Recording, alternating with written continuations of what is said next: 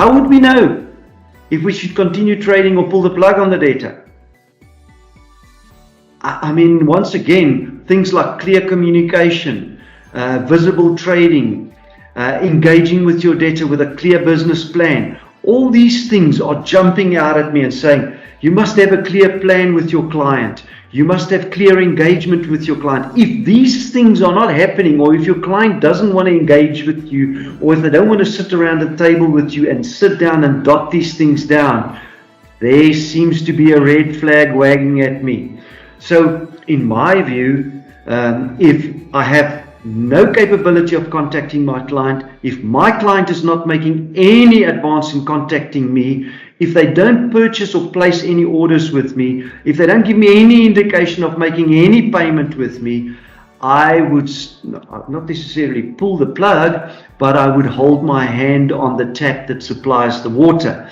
I will immediately put a stop to the account and then start investigating closer to the data as to what their scenario is, what their status is,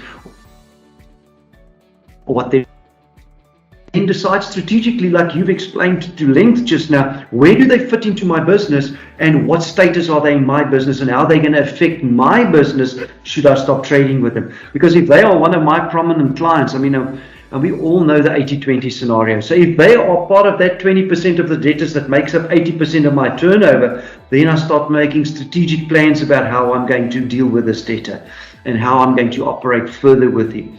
Is there anything that you want to add to that, thoughts around those points, Peter? You were quite,